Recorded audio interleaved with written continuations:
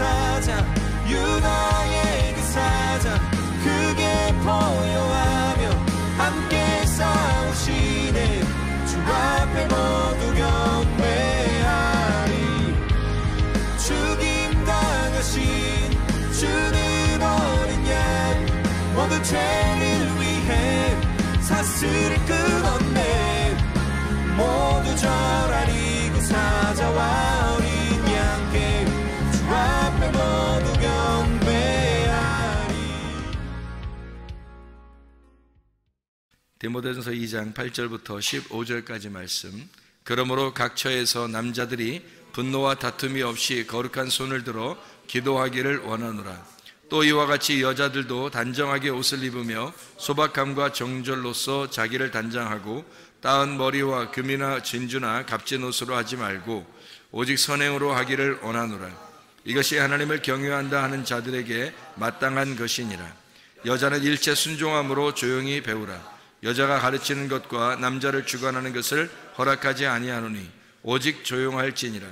이는 아담이 먼저 지음을 받고 하와가 그 후며 아담이 속은 것이 아니고 여자가 속아 죄에 빠졌습니다. 그러나 여자들이 만일 성숙함으로써 믿음과 사랑과 거룩함에 거하면 그의 해산함으로 구원을 얻으리라. 아멘. 여기에 보면 남자들은 거룩한 손을 들어서 기도하기를 원한다 그렇게 이야기를 했습니다. 기도를 위해서 어떻게 해야 되는가? 손을 들어서 거룩한 손을 들어서 기도하기를 원한다 그랬으니까 손을 든다는 것은 뭐예요? 항복한다는 말 아니에요. 무릎을 꿇는다는 것은 복종한다는 말이고, 기도를 위해서 어떤 삶이 우리가 필요하냐면 무덤에 들어가는 삶이 필요한 거예요. 무덤에 들어가는 삶. 사람이 아기가 이렇게 낳잖아요. 아기 나면 아기가 처음에 어디로 들어가요? 아기가 뱃속에 들어가요. 아기가 잉태됐다 이 말이에요. 그럼 그 안에서 몇 달 동안 훈련을 받아요. 10달 동안 훈련을 받아요. 아기가 태어났네. 태어나면 가만히 있어요? 아니면은 유치원도 들어가고 학교도 들어가요? 유치원도 들어가고 학교도 들어가요. 뭐 하는 거예요 거기서? 훈련 받는 거예요. 이 세상에서 훈련을 받는 거라고. 그리고 이제 이렇게 살다 학교도 가고 이렇게 살다 보면 남자들 같은 경우는 어디 또 가요? 군대도 가요. 군대도 가요. 남자나 여자나 이제 좀 크게 되면 뭐 이제 둘이 어떻게 해요? 결혼도 하고 그래요. 이게 다 뭐 하는 거예요 이게? 왜 이런 과정들을 다 이렇게 둔 거야? 그 다 훈련하라고 그러는 거예요. 서로를 훈련하려고 그렇게 하는 거거든요.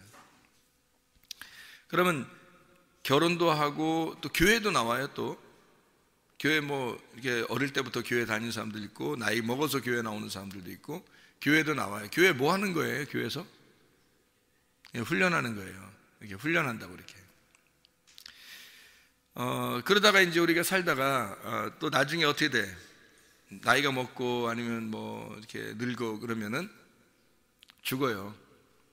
죽으면 어떻게 끝나는 거예요? 아니면 진짜 무덤에 들어가는 거예요? 진짜 무덤에 들어가는 거예요. 그게 이제 뭐 하러 들어가는 거예요? 훈련하러 들어가는 거예요. 그러니까 우리가 사실은 다 모든 이 태어나면서 죽는 때까지 어떤 과정이 다 훈련이에요. 훈련. 그러니까 하나님이 뭐 하기를 위해서 우리를 어떻게 하려고 훈련하시는 거예요? 거룩하게 만들려고 훈련하는 거예요. 그러니까 태어날 때부터 엄마 뱃속에서부터 또 학교에 들어가고 뭐 군대를 가고 결혼하고 뭐 교회를 다니고 죽고 다 모든 게 하나님께서 우리를 만들어 나가시는데 어떻게 만들어 나가시냐면 거룩하게 만들려고 만들어 나가시는 거예요. 목적이 뭐냐면 거룩함이에요. 그러니까 너희가 두 손을 높이 들고 하나님 앞에 기도하라. 그 말은 어떻게? 거룩하게 만들어, 거룩한 손을 들어 기도하라는 거예요. 하나님은 그 기도가 왜 하는 거냐면 너희의 거룩을 위해서라는 거지. 너희가 두 손 높이 들고 기도하라. 그 거룩한 손을 들으라 이거예요. 왜냐하면 그 거룩이 목적이니까. 너희 자신들이 꼭 그런 표현만 해서가 아니라 너희 자체가 기도하는 그 삶이 거룩한 삶이라는 거예요. 그래서 기도하라는 거예요. 두 손을 높이 들고 무릎을 꿇고 기도하는 것은 우리의 태도가 하나님 앞에 바르게 정결한 태도가 되는 거죠. 하나님 우리를 보실 때 겸손한 태도를 갖고 하나님 앞에 기도하는 것이다. 하나님께 복종하겠습니다, 하나님께 항복하겠습니다 하고 하나님의 그 거룩한 목적에 내가 순종하겠습니다, 그러면서 기도하는 거죠. 그러니까 이런 기도를 통해서 이렇게 살게 되면 하나님께서 우리를 정결한 그 신부로서 만들어 주시겠죠, 그죠? 자, 이 세상에서 정결한 처녀가 누가 있을까? 이 세상에서 이제까지 성경에서 중에서 가장 정결한 처녀가 누굴까요?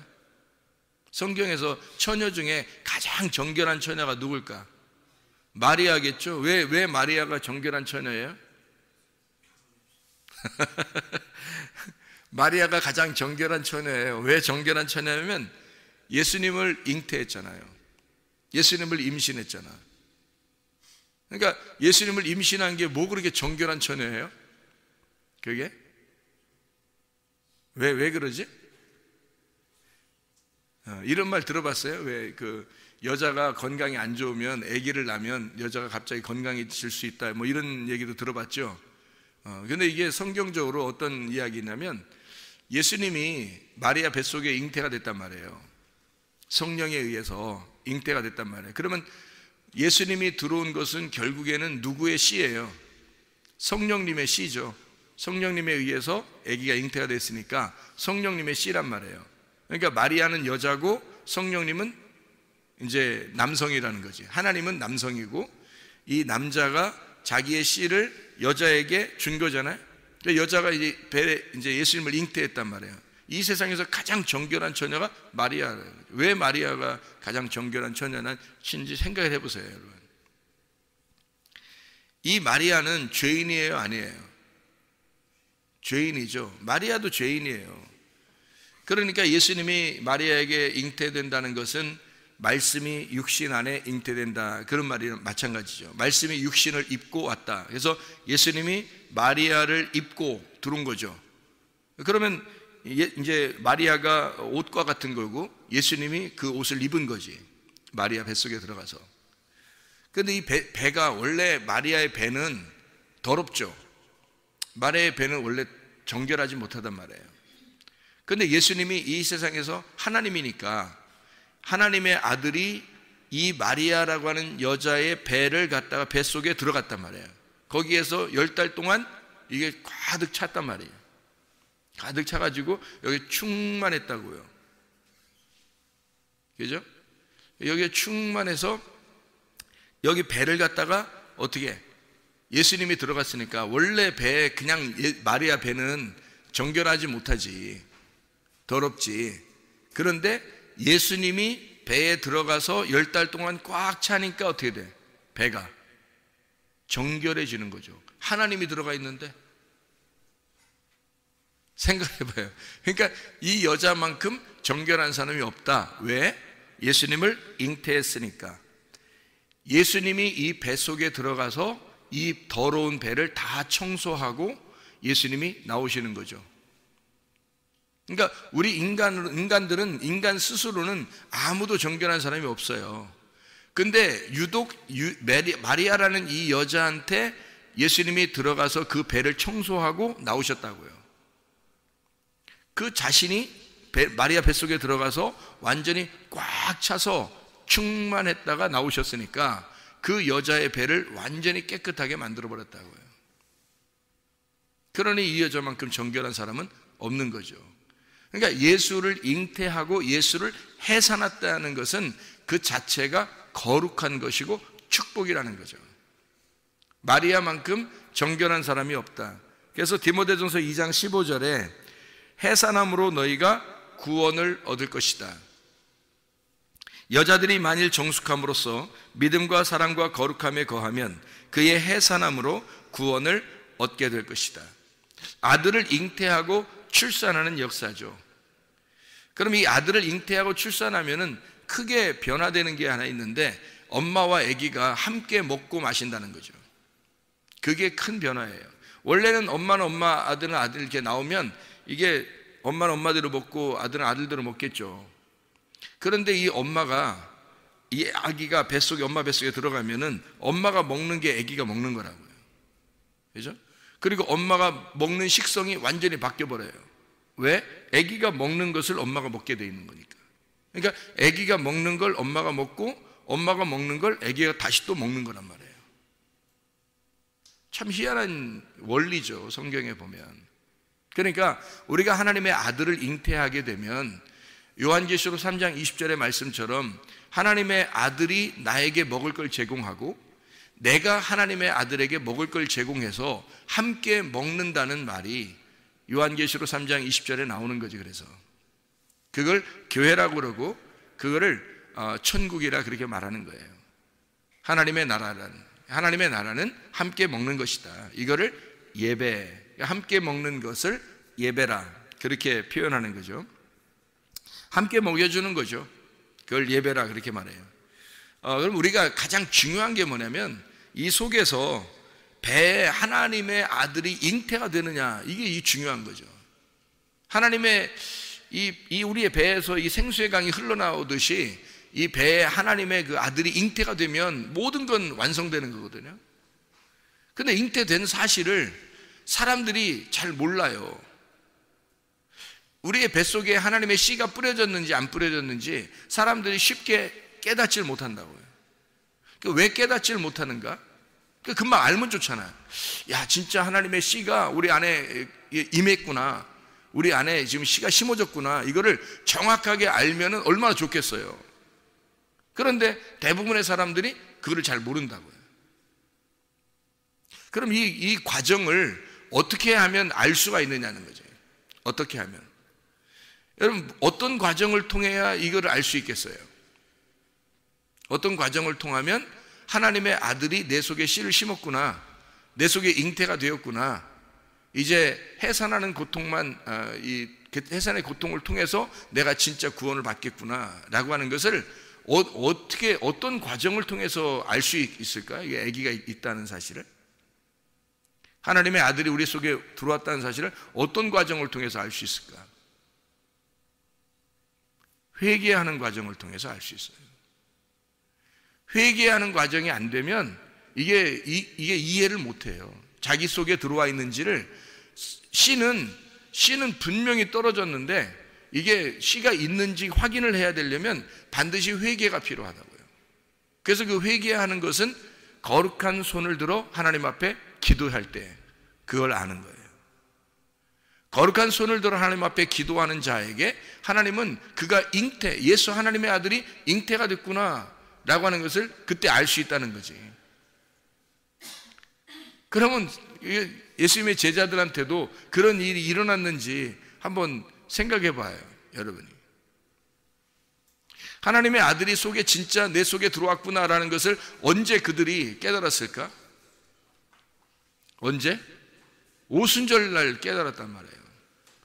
오순절날 사도행전 그 2장에 보면 1절부터 4절에 하나님의 성령이 막 이렇게 임한단 말이에요. 막 성령이 막 충만하게 그때 임해가지고 막 안다고요, 사람들이. 이 막 성령 충만하게 임하니까 그들이 그때 성령의 충만함을 깨달았단 말이에요, 이렇게. 그런데 그날 성령 받았나요? 여러분 생각해봐. 그날 성령 받았냐고? 아니라고. 그날 성령 받은 게 아니라 사실은 요한복음 20장 22절에 성령을 받았다고요. 그거 잘 생각해 보라고. 그러니까 요한복음 20장 22절에 하나님의 생기가 들어왔어요. 그게 창세기 2장 7절에 나와 있는 하나님이 흙으로 사람을 만들고 하나님이 생기를 불어넣어 주신 거. 이래서 이제 사람이 살아있는 혼이 됐잖아요. 그게 창세기 2장 7절이잖아. 근데 이거를 그대로 요한복음 20장 22절에 예수님이 부활하고 난 다음에 일부러 예수님이 막 숨을 쉰단 말이에요. 그리고 뭘 받으라고 한다고? 성령을 받으라고 한다고. 근데 이 사람들이 받고 나서 성령을 받으라니까 받았잖아요. 받았을 거 아니에요. 근데 이게 알겠어 모르겠어? 모른다고요. 이게 성령이 속에 들어와 있는지 이걸 모른다고. 여러분에게 똑같은 과정이 다 있는 거예요. 하나님의 성령이 여러분에게 호흡을 해요. 생기를 불어넣어 준다고. 하나님의 씨를 갖다 던진다고요. 근데 그것이 심겨져도 잘 모른다고요, 여러분. 자, 보세요. 사람이 남녀가 이렇게 둘이 잠을 자면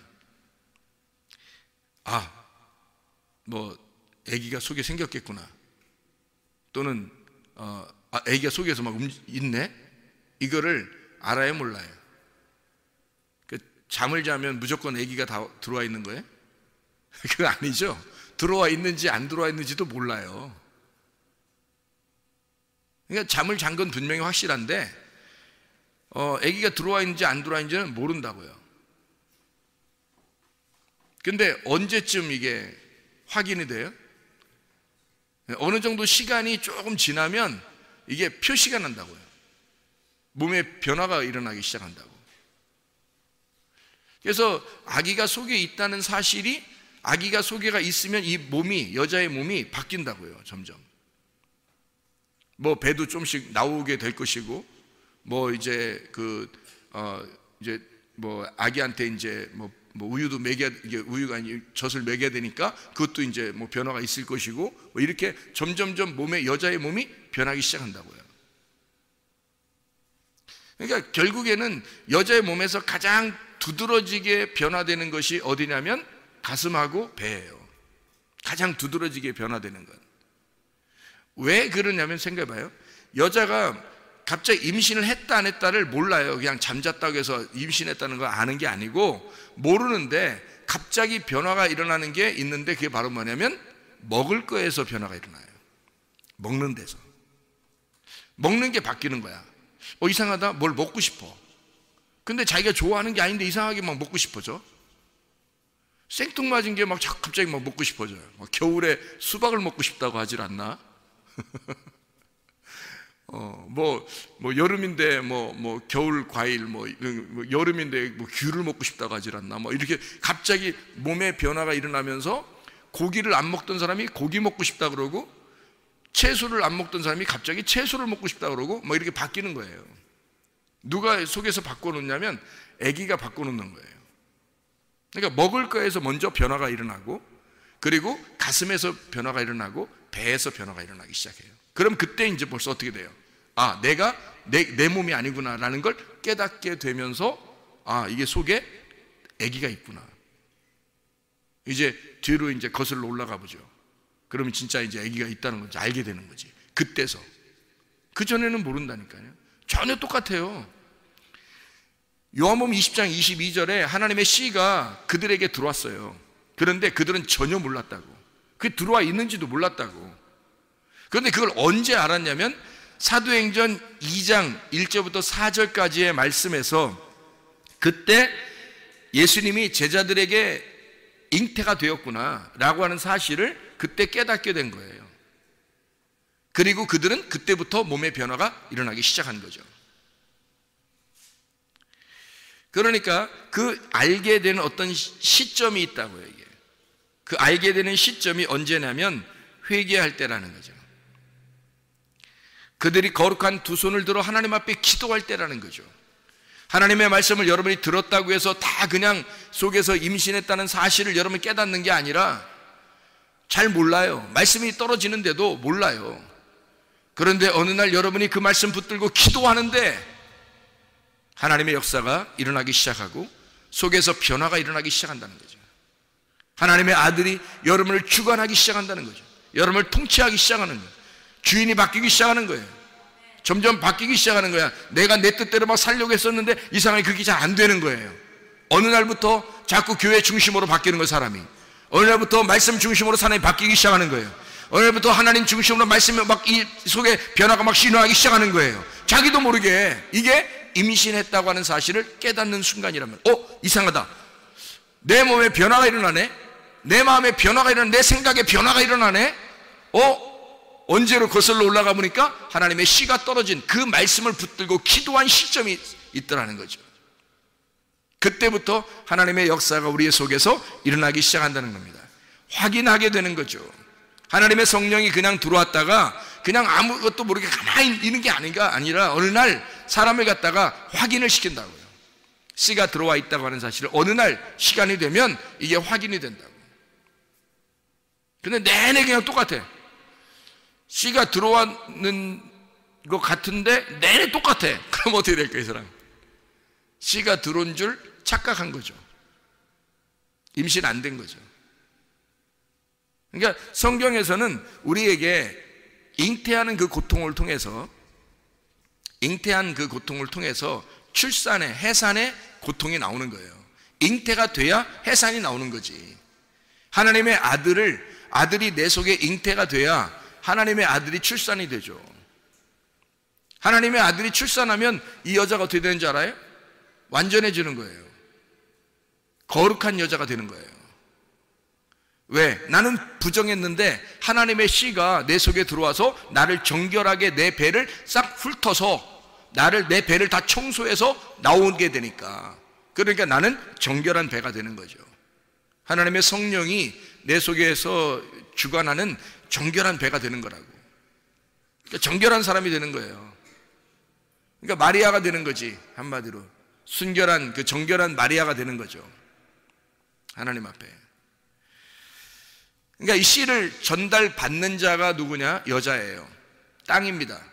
그죠? 씨를 전달하는 자는 남자예요. 예수님이에요. 그러니까 땅인 나에게 예수님이, 하나님의 성령이 우리에게 씨를 전달해서, 그것을 물론 씨를 전달해 주는데 그걸 아느냐 이거야. 모른다는 거지. 자기가 모르고 있다가 이것이 어느 날 드러나게 된다는 거예요. 이 씨를 가졌다고 하는 사실을 드러나게 된다. 그러니까 뭐만 우리에게 씨를 이렇게 맺냐면, 씨라는 게 이 땅에 있는 씨도 있고 하늘의 씨가 있어요. 땅에 있는 씨는 하늘의 열매를 맺을 수가 없어요. 그래서 하늘의 씨만 이 땅에 내려와서 하늘의 열매를 맺는다고. 그게 진리의 말씀이라고요. 진리의 말씀이 여러분에게 떨어져서 다른 것들도 아유 내가 뭐 말씀 많이 듣고 나 뭐 했는데, 그런 씨는 열매 맺는 게 아니라고요. 그거는 아무리 많이 받아도 그건 이스마엘의 그 사람들밖에 되지 않는다고요. 짐승의 씨밖에 되지 않는다고. 그래서 그게 더 많죠. 수많은 사람이 있을 수 있죠. 그러나 진짜 하나님의 진리의 씨, 그것이 들어와야 그게 착상이 되고, 그 씨가 들어와서 착상이 되면 임신을 하게 되는 거예요. 그 임신을 확인하는 그 회개를 통해서 그 하나님의 아들이 되는 거예요. 그러니까 이삭의 자손이 되는 거지. 아브라함과 이삭과 야곱의 자손, 우리도 하나님의 아들들이 된다는 얘기예요. 그렇게 돼야. 그래서 이 속에 예수님이 잉태했다가 이 속에서 출산하면 나는 거룩한 정결한 여자가 되니까 하나님의 사람인 거죠. 그게 신부예요. 그게 그리스도의 신부. 왜? 신부라는 건 뭐예요? 원래 처녀였는데 처녀는 정결한 게 아니거든요. 부정하단 말이에요. 근데 처녀 중에 모든 부정한데, 우리가 하나님의 아들이 들어왔다가 이게 여기서 배를 다 훑어서 나갔단 말이에요. 그래서 이 배가 깨끗해졌어. 그래서 나는 누구의 씨를 받았던 사람이에요? 예수의 씨를, 그 신랑의 씨를 받았던 사람이라나? 그러면 예수의 씨를, 신랑이라는 씨를 받았으니까 나는 뭐가 된 거예요? 신부가 되는 거죠. 그러니까 처녀가 하나님의 아들의 씨를 받았으니까 신부가 되는 거예요. 그러니까 하늘나라 올라가면은 신부가 올라가는 거죠. 하늘나라에.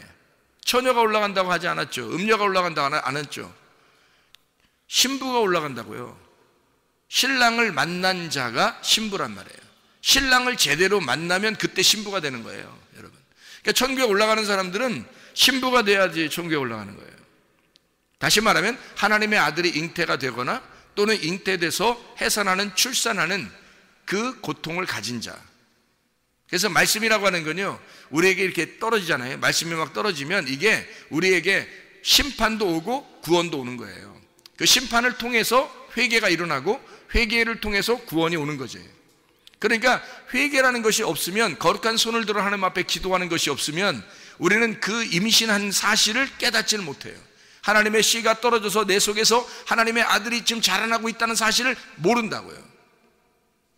그런데 회개를 통해서 하나님의 그 아들이 내 속에 있다는 사실을 알게 되는 거죠, 비로소. 그래서 하나님의 그 심판과 구원의 말씀이 위로부터 비가 내리듯이 막 떨어진다고. 그게 이른 비와 늦은 비예요. 이른 비와 늦은 비. 그래서 늦은 비가 언제 일어나면 봄에 일어나죠. 그게 오순절이라고요. 그게 성령 충만이란 말이에요. 그러니까 이른 비, 늦은 비가 있는데 그 늦은 비는 언제 일어나요?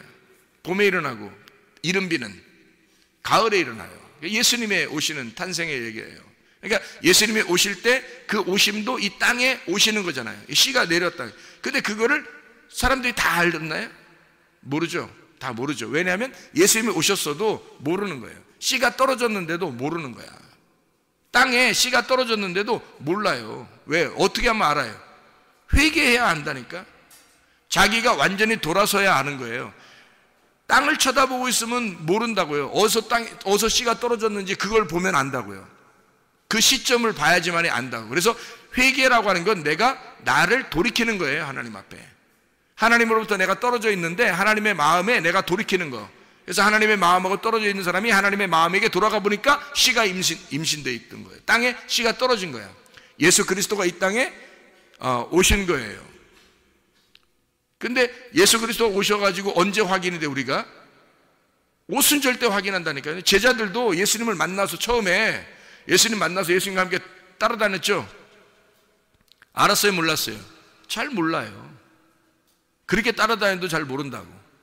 그리고 예수님이 부활하고 난 다음에 생기를 이제 불어넣어 준다고요.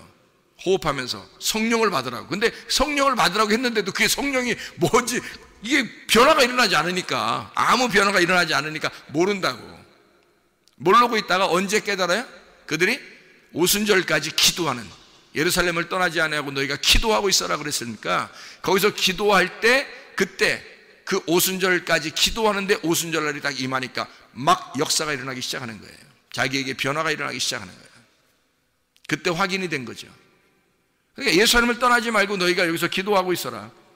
그 기도하고 있을 때, 하나님의 거룩한 손을 들어 하나님 앞에 기도할 때 너가 정결한 처녀임을, 정결한 여인임을 확증해 주겠다는 겁니다. 네 속에 진짜 하나님의 생기가, 하나님의 씨가 들어왔다는 사실을 네가 깨닫게 될 것이다.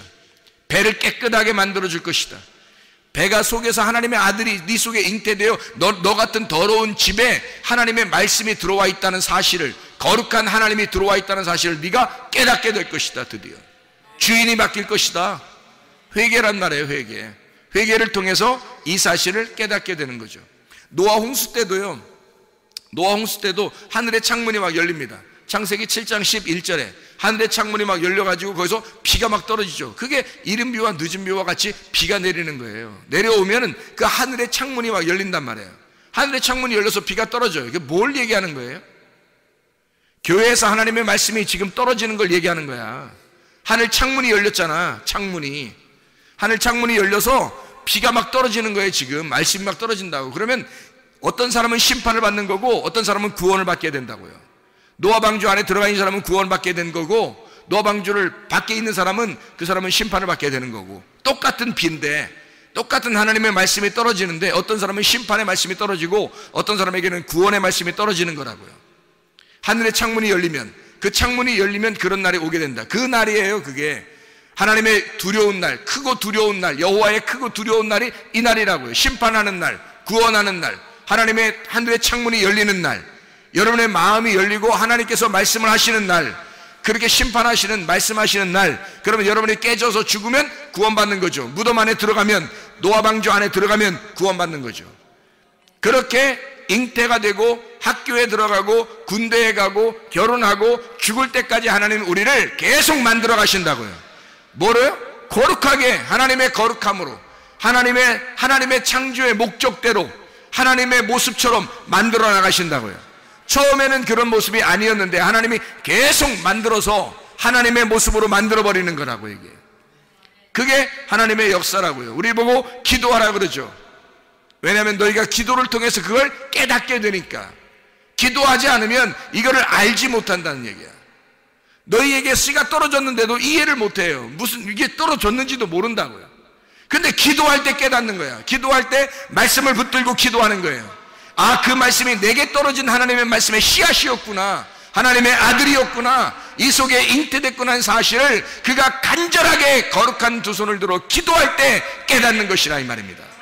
여자는 그 뱃속에서 내 속에 잉태가 되었구나 라고 하는, 내 땅이라는 이 아래 나 여자에게 남자의 씨가, 신랑이라는 예수의 씨가 땅에 떨어졌구나, 하나님의 말씀이 떨어졌구나 내 속에, 이거를 알게 되는 거죠, 여자가. 그래서 이것을 출산하게 되면, 아이를 해산하고 출산하게 되잖아요.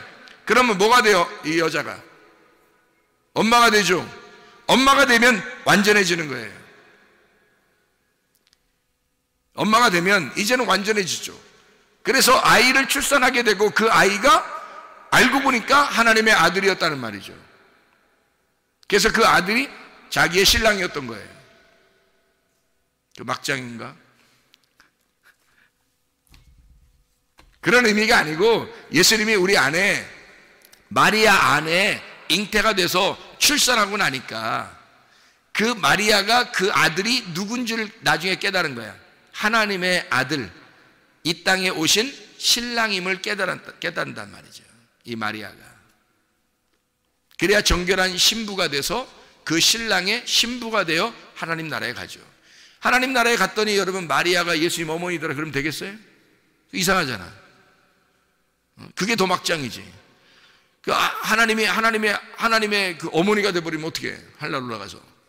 그럼 마리아가 어떻게, 거기서 더 높은, 대왕 대비마마 이렇게 되는 거잖아요. 이렇게 하면 더 막장이지. 그렇게 하면 안 되지. 하나님의 아들의 신부죠. 우리 모두는, 그러니까 마리아는 대표적으로 마라라고 하는 쓴물에서 나온 여인이란 말이에요. 우리도 죄인인데 그 쓴물이 하나님의 아들을 받아들임으로써 단물이 되었다는 거지. 나라는 마리아를 싹 다 끌어내니까, 나라는 배를 싹 다 쓴물을 다 끌어내니까 이 속이 달아졌더라, 이 속이 깨끗해졌더라, 그 말이죠. 그래서 정결한 신부가 되었다, 이 말이죠. 하나님의 그 아들, 그 신랑의 신부가 되는 준비가 되었다, 그 말이에요. 그러니까 정결한 사람이라 그러지. 여기서 무슨 말인지 알겠어요? 디모데전서 2장 15절에 여자들이 만일 정숙함으로써 믿음과 사랑과 거룩함에 거하면 그의 해사람으로 구원을 얻을 것이다. 구원을 얻는 게 뭐예요? 하나님의 아들의 신부가 되는 거예요. 그게 구원이라고. 하나님 나라에 가는 게 구원이라고요. 하나님의 나라에 사는 게 구원이라고요. 그러니까 하나님의 나라를 우리가 지금 살지 못하면 여전히 괴로운 거죠. 염려와 근심과 원망과 불평이 계속 끊이지 않는 곳이 땅이니까, 땅에, 우리 그 땅 자체는 아니라고요. 씨를 받지 못하면 이거는 땅은 어둠이라고요. 근데 씨를 받아, 빛이라고 하는 씨를 받으니까, 하나님이라고 하는 씨를 받으니까 땅이 바뀌는 거죠. 그 씨가 땅을 바꿔버리는 거예요. 그래서 좋은 밭을 만들어 땅에 보화가 심겨지면 그 땅 자체가 값어치 있는 땅이 되는 거죠. 보화 때문에, 보화가 심겨지니까, 씨가 심겨지니까 그 밭이 귀한 밭이 되는 거지. 비싼 밭이 되는 거지. 보화가 안 심어졌어요. 그냥 땅은 땅이에요. 어둠이고 아무것도 아니에요. 값어치가 없어요. 그런데 씨가 심겨졌어, 보화가 심겨졌어요. 그 땅은 귀한 밭이 되는 거죠. 비싼 땅이 되는 겁니다. 하나님의 그 말씀이 우리의 속에 들어와서 우리의 속에 하나님의 아들이 잉태, 착상이 되고, 그리고 그 속에서 거룩한 아들이 자라나게 되면 우리는 이제 하나님의 아들이 되는 거예요. 그 사실을 언제 깨닫는가? 오순절 때 깨닫는다. 오순절 때 깨닫는다는 말은 뭐라? 기도할 때, 거룩한 두 손을 들어 기도할 때 깨닫게 된다. 그거를 깨닫게 되면 하나님의 아들이 내 속에 있음을 알게 되니까 하나님의 아들 중심으로 살게 되는 거죠. 그러면 이게 천국이란 말이에요. 여러분, 이 땅에 살면서도 천국 살아야지. 그리고 천국 살다가 천국을 가야 될 거 아니에요. 그 천국이라는 나라가 어느 나라예요? 하나님의 아들의 나라예요. 하나님의 사랑의 아들의 나라. 그게 천국이라고. 그럼 그 아들과 함께 있어야 가는 거죠. 그 아들이 있다는 사실을 내가 깨달으면 담대할 것이고, 아들이 속에 있다는 사실을 깨닫지 못하면 불안할 거란 말이죠. 그 하나님이 우리에게 주시는 영은 두려워하는 영이 아니라는 거잖아. 그죠? 하나님의 아들이 오시는 그 하나님의 아들의 그 영은 두려워하는 영이 아니에요. 능력과 사랑과 절제하는 영이죠. 하나님 우리를 통치하시고 컨트롤하는 하나님의 계획, 그런 영이란 말이에요. 두려워하는 영이 아니라고요. 그러니까 세상에 어떠한 일이 벌어져도 하나님의 아들이 내 속에서 착상이 되고 그 속에서 하나님의 아들이 자라나기 시작하면, 그 사실을 깨닫게만 되면, 언제? 오순절에. 여러분의 속에 오순절이 임해야 된다고. 하나님의 그 오순절이, 왜냐하면 하나님의 말씀이, 예수님이 호흡을 해서 딱 호흡을 했는데 그냥 생기가 들어왔다고 그냥 다 아는 게 아니라니까. 그날 아는 게 아니에요. 요한복음 20장 22절에 보면 그때부터 사도행전 2장에 있는 때까지 기간이 남아있어요. 그때까지는 몰랐다고, 제자들이. 그 자기들 속에 뭐가 있는지 확인을 못했다고요. 근데 사도행전 2장이 딱 되니까 하나님의 성령이 막 역사하심을 깨달았다고요. 그때 그날 확실히 자기 속에 하나님의 아들이 있다는 사실을 깨닫게 된 거예요. 그러니까 담대하지. 이제 그때부터 하나님의 아들이 나와 함께 있구나라는 걸 담대하게 되죠. 하나님의 그때 예수가 나에게 호흡을 주신 그 말씀이 내 속에 하나님의 아들이 잉태된 하나님의 아들과 내가 함께 있구나라는 그 사실을 깨닫게 된 거죠. 그날 오순절날 깨닫게 된 것입니다. 뭐 할 때?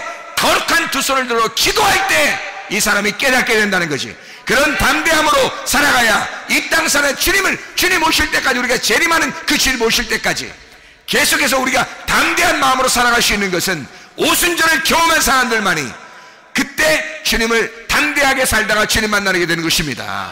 오순절이 여러분 속에 임하시기를 바랍니다. 기도하겠습니다.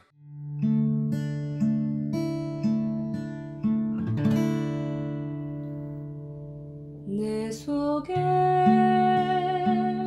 내가 너무도 많아서 당신을 쉴 곳 없네. 내 속에 헛된 바램들로 당신을 변할 곳 없네. 내 속에 내가 어쩔 수 없는 어둠, 당신의 쉴 자리를 뺏고 내 속에 내가 이길 수 없는 슬픔, 무성한 가시나무 숲 같네. 바람만 불면 그 메마른 다리 서로 부대끼며 울어대고 쉴 곳을 찾아 지쳐 날아온 어린 새들도 가시에 지며 날아가고, 바람만 불면 외롭고 또 괴로워 슬픈 노래를 부르던 날이 많았는데 내 속에 내가 너무도 많아서 당신을